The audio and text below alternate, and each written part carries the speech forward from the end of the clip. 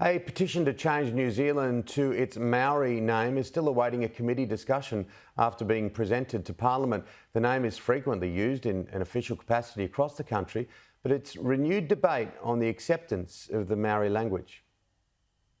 From an outside perspective, New Zealand is progressively embracing its rich Maori culture. Te reo, the Maori language, has been an official language since 1987 and is increasingly incorporated in everyday speech.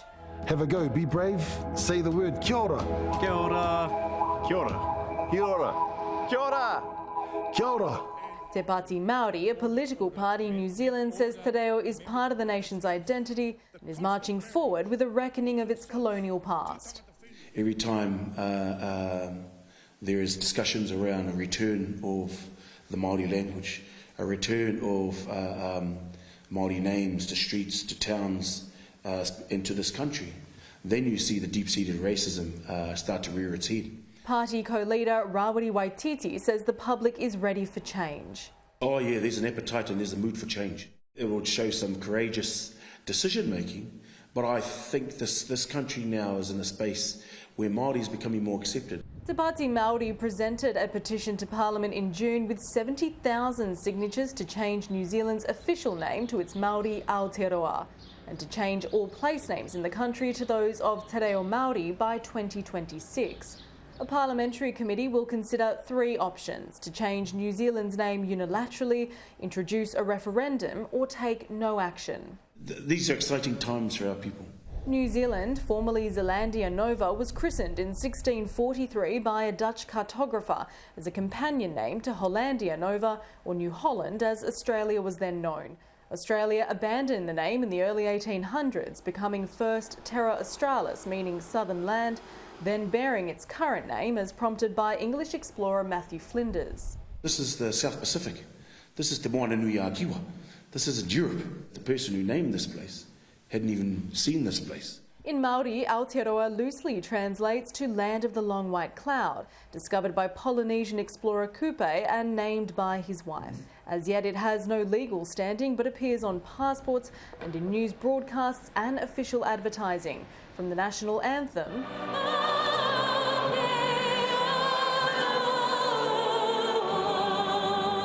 to Air New Zealand's safety video on all domestic and international flights. We invite all of you to join Te Ake's quest to care for the people, places and culture of Aotearoa. But an official name change is dividing public opinion. As a nation, we've matured now to the point where we can have that conversation and I guess not just name ourselves after a place in the Netherlands where there's no real affinity.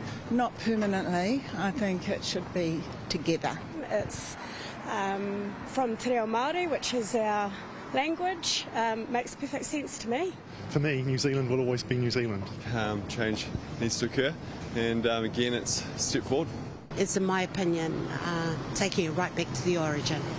The Maori name for New Zealand is generally widely accepted and used right across the country, but a permanent change could mean drastic implications both nationally and internationally in terms of business, economy, tourism and culture. This kind of divisive cultural straitjacketing, it doesn't really belong in New Zealand. It's un-Kiwi, and I wish that they would use their imagination and address some more serious issues. It's nothing to be fearful of. I think it's something to embrace. Te Pāti Maori is hoping for a debate in the House, not a referendum, which it says is tyranny of the majority. There's a saying that one of our chieftains from Tainui always said, ka whawhai tonu mātou, ake, ake, ake, that we will continue to fight forever and ever and ever. And so this is not the beginning, this is just a continuum. Jessica Maggio, Sky News, Wellington.